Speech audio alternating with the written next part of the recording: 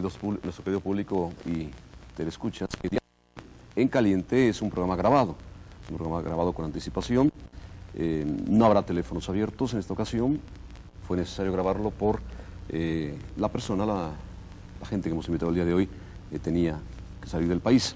Y bueno, nos da mucho gusto, es un placer porque platicar con alguien de fútbol siempre es muy atractivo, muy interesante. Se puede pasar noches, días, años platicando de fútbol y siempre se aprende. La vida siempre se aprende de alguien que hace bien las cosas, de alguien que tiene una filosofía, de alguien que está de verdad a fondo con sus ideas, de alguien que se entrega en su medio futbolístico, en fin, en una palabra cabal, de un profesional del medio.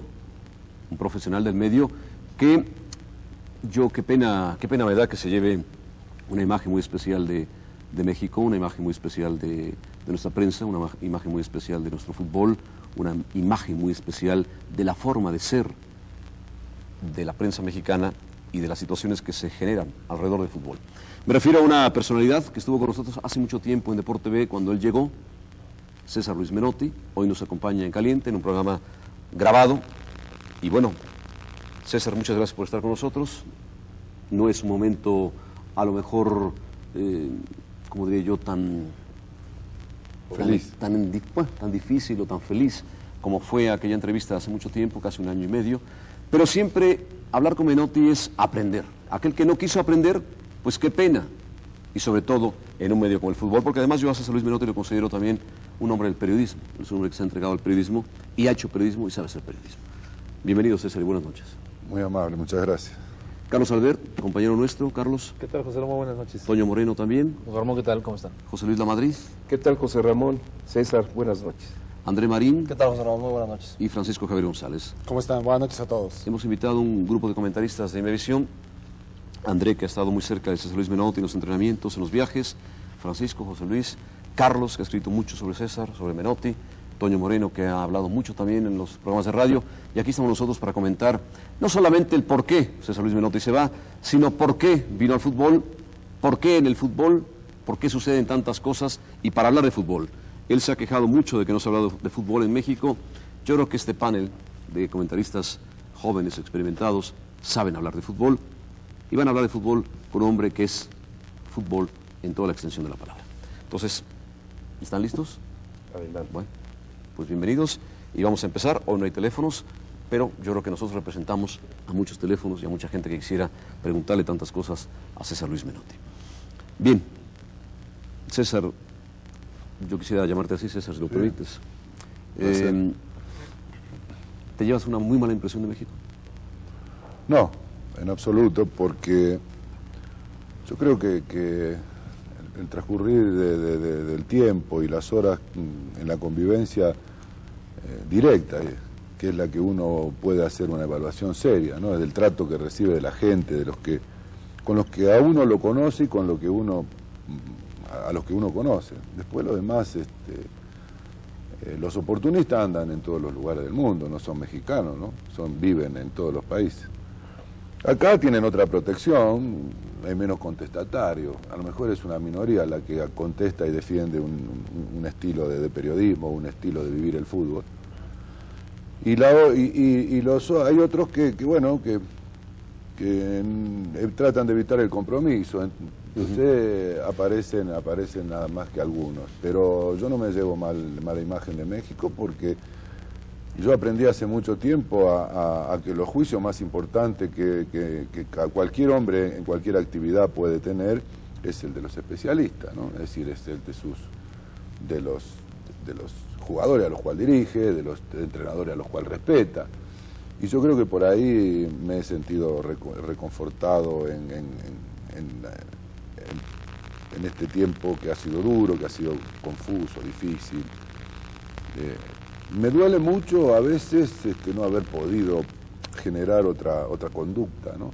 Uno vanidosamente cuando arriba a algún lugar piensa que tantos años de experiencia y tanto luchar por tratar de aprender algo le va a servir para poder en un fútbol tan rico en algunas cosas y tan pobre en otras como el mexicano, ayudar. Simplemente era yo no vine aquí a enseñar nada, ni nunca dije que mis sistemas eran los mejores. Lo que pensé es que podía aglutinar una polémica, una discusión a favor de encontrar respuesta y no vivir permanentemente con diagnósticos de todo el mundo y nadie dice qué hay que hacer. Todo dice que todo está mal, pero nadie aporta nada, ¿no?, de lo que haya. Pues eso, por ahí estoy dolorido, pero bueno, en definitiva, mi conciencia está muy tranquila porque fui un profesional serio, que trabajé todo lo que pude, que luché con toda mi fuerza a favor de mi equipo primero, ¿no?, y después de mis jugadores. Y que cuando vi que no podía más, prefiero que aparezca otro perfil de entrenador que le pueda dar a México esa tranquilidad que necesita el futbolista para poder desarrollar su tarea. No puede ser que el futbolista viva soportando cuestionamientos de sistema y haciéndole hincapié en errores que la mayoría desconoce y nadie entiende nada, ¿no? Entonces yo creo que se generaron muchas cosas que no favorecen a la selección y en definitiva mi obligación es defender a la selección nacional, porque la selección nacional no es ese nombre, son hombres, son auténticos hombres que están tensionados, que están preocupados por darle a México buenos resultados, ¿no? Entonces todo lo que yo no pueda resolverle para su tranquilidad, para que esta urgencia histórica que las estadísticas denuncian permanentemente sobre el fútbol mexicano no caiga de manera criminal sobre la cabeza de estas generaciones, pero la culpa no es la de España, no tiene la culpa de los cachirules, ni tiene la culpa Campos de que alguna vez le hicieron 5 goles a México. Me pareciera que esta urgencia histórica de encontrar una respuesta a esa pasión que la gente tiene o a esa necesidad lo lleva a todo el mundo a una agresividad y a una dramatización del fútbol que no conduce a nada, porque no es nada pensante, es todo visceral, es todas reacciones histéricas y no hay nada analítico, nada pensado, nada estudiado para ver por dónde vamos. No hay una invitación a que participen los sectores inteligentes y dignos del periodismo, del entrenador, de todos, de otras clases dirigentes, para que traten de ayudar. Nadie plantea cómo hacemos para resolver problemas. Cada uno tira una bomba por donde puede. Entonces hay una minoría que lucha para marcar un camino. Y los otros están, ya digo, viven de la convulsión que el fútbol produce en esta época, ¿no?, con la eliminatoria, Copa de Oro. ¿Sí? Y creo que yo no pude realmente. Y con mucha sorpresa, ¿no?, porque hay cosas que uno las maneja, pero la traición duele. ¿Sí? La traición y la cobardía duele mucho. Entonces yo abrí mis puertas de mi entrenamiento, invité a todo el mundo, dije, fui mucho más, intenté ser mucho más simpático que mis costumbres y no encontré resultados. Y de pronto sí, puede ser que haya sido falta de capacidad o falta de tacto, pero no me van a engañar a mí diciéndome, acusándome de que yo no conozco a los mexicanos, ¿eh? Yo lo conozco mucho mejor que muchos mexicanos, no tenga ninguna duda, y lo conozco bien y lo disfruto su picardía, disfruto su compañía, porque yo soy un hombre de la calle y estoy con ellos. Entonces no sé qué me quisieron decir con esto de que yo no entendía a los mexicanos. Yo no entiendo a aquellos que no entienden nada de lo que hacen, a eso no lo puedo entender, porque yo de esto estoy seguro que entiendo, seguro. César, ¿hubo un acercamiento por parte tuya con los técnicos de los diferentes equipos? ¿No recibiste nunca ninguna invitación cuando en el momento que llegaste se acababa de formar la asociación de entrenadores? ¿Nunca fuiste requerido para eso? Sí, además fue una idea mía, ¿no?, más que nada. Es decir, yo fui el primero que luché dentro de la federación y están de testigos los actuales dirigentes para que la asociación de entrenadores exista. Lo que ocurre es que estaba parado en el medio yo de una problemática que hay dentro de la asociación de entrenadores que no, es decir, cuando yo veo que en una reunión no están la mayoría de los entrenadores que están trabajando, entonces me preocupa un poco, ¿no? Es decir, yo no encontré, no era mi tarea, yo no soy quien para decir quién es el que tiene que liderar. Yo creo que esto se tendría que haber tenido otro consenso y el presidente de la federación, de la agremiación, tiene que ser por elecciones, ¿no? Lo tienen que votar sus colegas, no tiene que estar puesto en la federación de fútbol, ¿no? Es decir, son ideas que que la podíamos haber discutido. Pero también tengo que ser justo porque he encontrado muchos entrenadores que me han otorgado todas sus horas, las horas que yo necesitara para informarme o para conversar, o decir el caso de Mejía Barón, el caso de Bucetich, Bracamonte, bueno, ni hablar de los extranjeros, ¿no? Cuando estaba Prieto, con La Volpe, es decir, con Velarde, con Manolo Lapuente, que fue uno de los primeros técnicos que fui a ver, a él porque era saliente de la selección y a Mejía porque había sido el campeón, el último campeón, y lo tenía más a mano. Así que no sería justo yo si dijera... Lo que no encontré a veces es la posibilidad de desarrollar ningún tipo de proyecto, ¿no?, a favor del fútbol. Yo cuando vine acá vine con mi título, ¿no? Es decir, como en cualquier país del mundo. Es decir, cuando yo llegué a España, por ejemplo, a trabajar, no es la Federación Española la que habilita al entrenador, sino lo habilita la Asociación de Entrenadores. Ellos tienen su reglamentación para permitir a un entrenador extranjero trabajar en España. Hay una serie de requerimientos y el título debe ser presentado a ellos. Yo lo traje aquí no. ¿Alguien se lo pidió acá? Nadie me lo pidió. Sí, porque, por ejemplo, el caso de Johan Cruyff tuvo, llegando a España, ese requerimiento y hubo cierto problema. No, tuvo muchos problemas. Tuvo que ir a buscar sus títulos a Holanda y se lo tuvo que dar la federación y tuvo que presentar sus 3 años de trabajo en el Ajax, que había estado en el Ajax, en el Feyenoord. Lo tuvo que hacer. Él dijo que él no tenía por qué, que era conocido, que no tenía por qué presentar su currículum, pero si no lo hacía no iba a poder entrar al campo de juego. César, sabemos ya cuáles son más o menos los motivos que ocasionan tu separación de la selección mexicana. A mí me gustaría, para ir un poquito más en orden, ¿cuáles son los que te hicieron venir a México? ¿Qué sopesaste? ¿Qué vislumbraste? ¿Qué soñaste o por qué llegas al fútbol mexicano? Mira, yo estaba en Buenos Aires y una noche me llama por teléfono el presidente de la Federación Mexicana de Fútbol, ¿no? Una gran sorpresa para mí, y me pregunta si yo estaría interesado en dirigir la selección mexicana. Bueno, le pedí que me dejara pensar, que era una... Bueno, me quedé 2 días tratando de adivinar las intenciones, porque uno siempre ya de tantos años es le tiene un poco de miedo a los dirigentes, ¿no?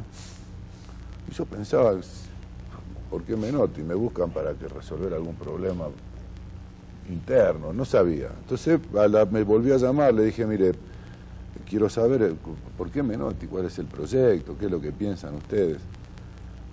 Y bueno, ahí me dijo que iba a recibir todo el apoyo y yo le hice la misma pregunta. Bueno, pues usted me tiene que explicar qué significa el apoyo a un entrenador. No es defenderlo en el contrato, hay muchas cosas que hay que compartir. Bueno, la cuestión es que me empezó a preocupar interiormente la propuesta, ¿no? Decía, bueno, será cierto. Viajé a Miami, estuvimos reunidos como 6 horas y me interesó el proyecto mexicano, me interesó realmente.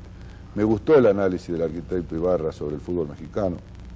Me pareció que realmente no buscaban a ningún nombre ni a ninguna figurita rara para resolver problemas, sino que tenían una idea clara de lo que pretendían, que no sabían cómo hacerlo, que tampoco no era fácil. Y bueno, y después de pensar lo que es este país, con las estructuras, yo conocía bastante el fútbol mexicano, ¿no?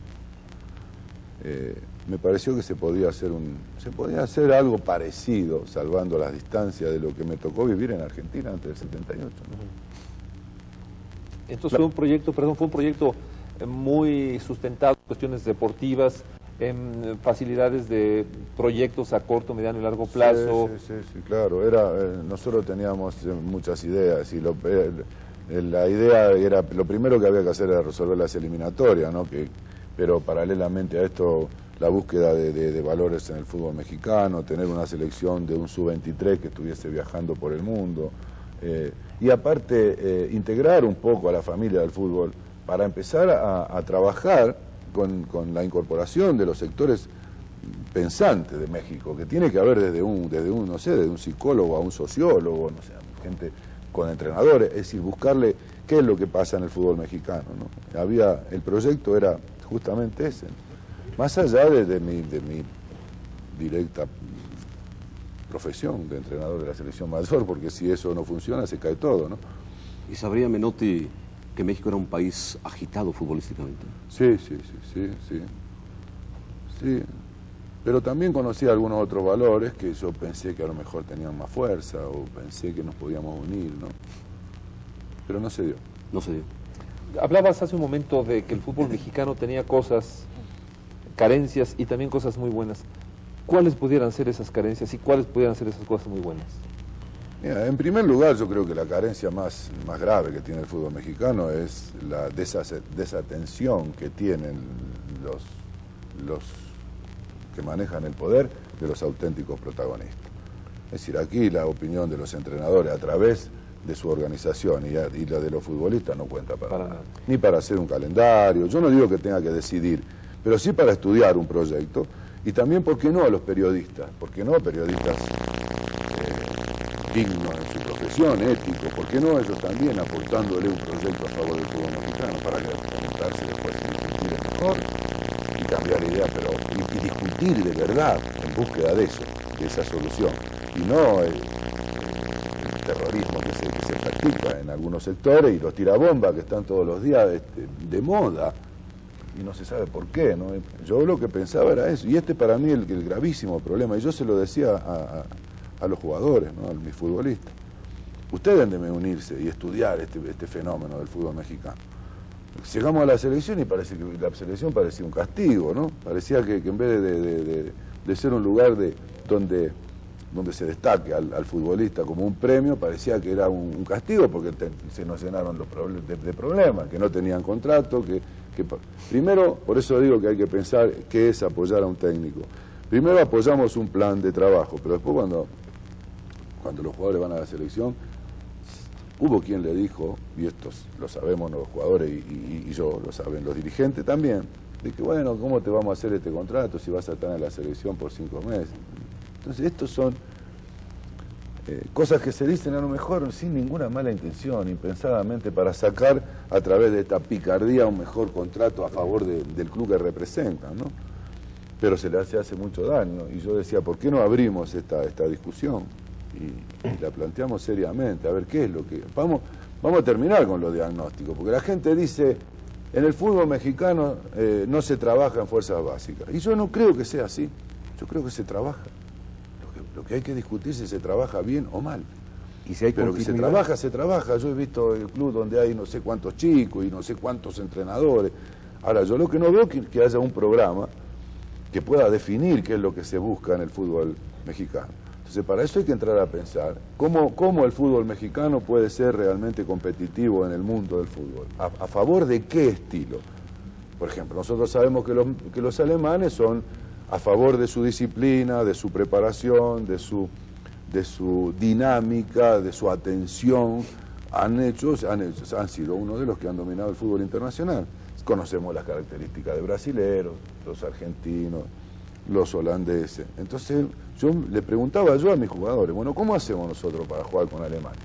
Tenemos que ser más rápidos, somos más fuertes, somos más disciplinados, tenemos mejor orden táctico. Bueno, esto es lo que tenemos que hacer. ¿Sobre qué vamos a trabajar?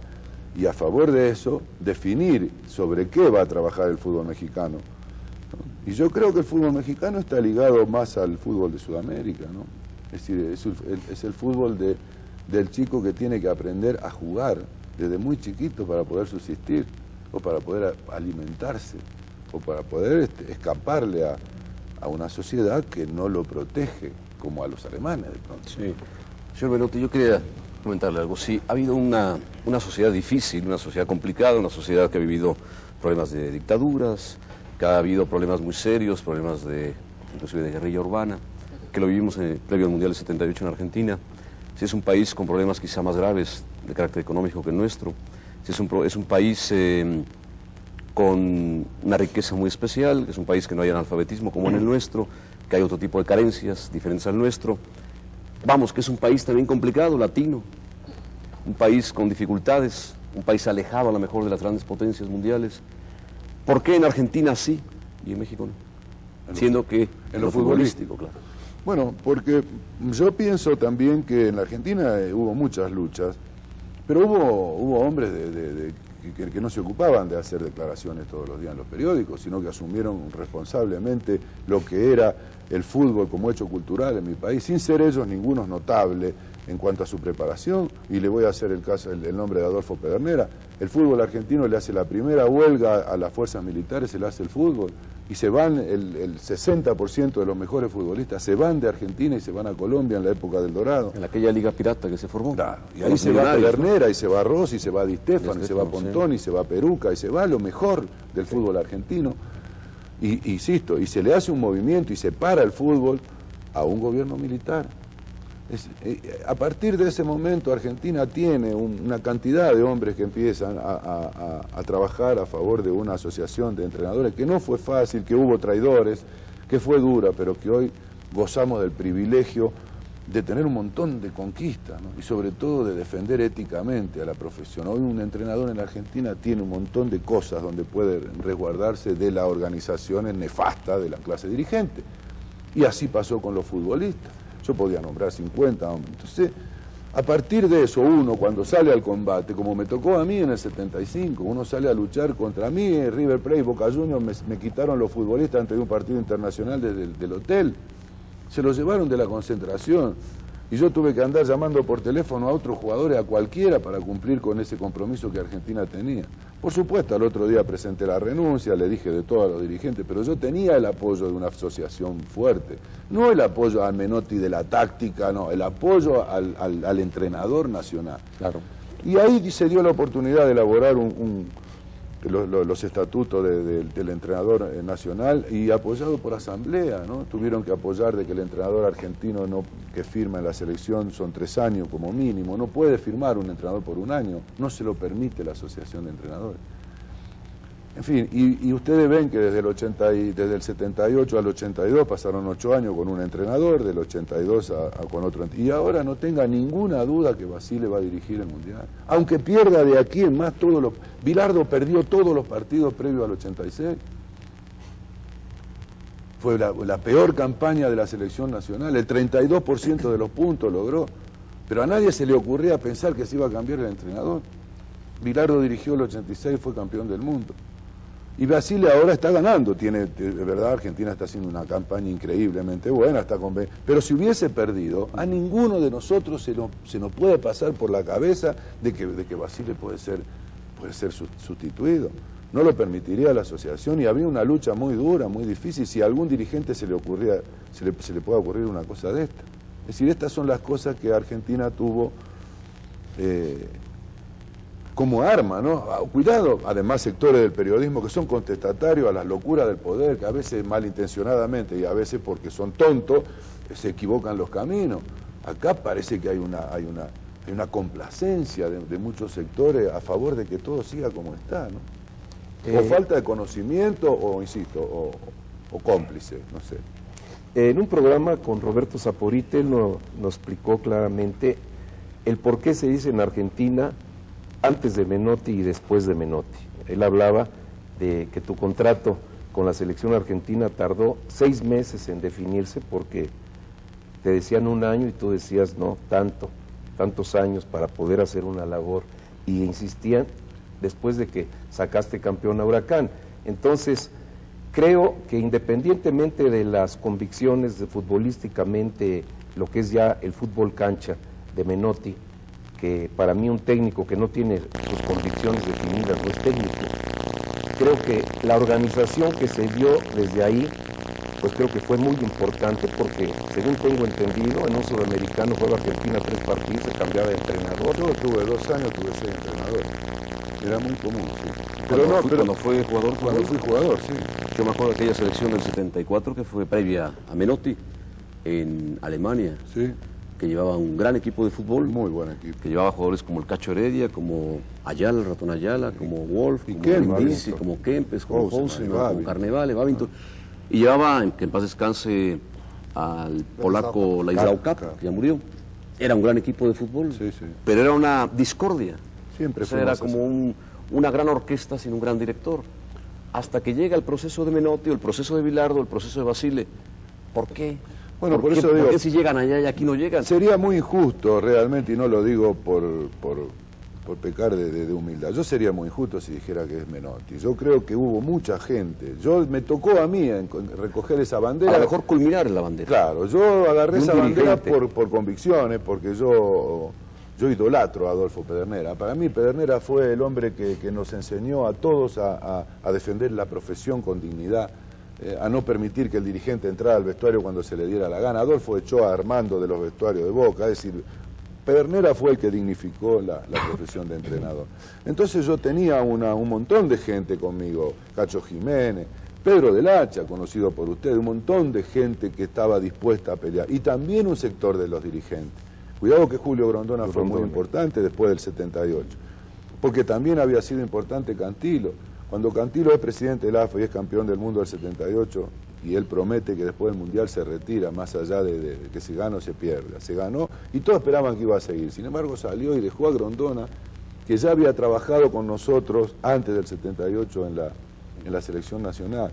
Es decir, no era, fue un movimiento en contra de la mala conducción, del amarillismo que había en algunos sectores de la prensa, favoreciendo siempre a todo lo que sea poder de turno.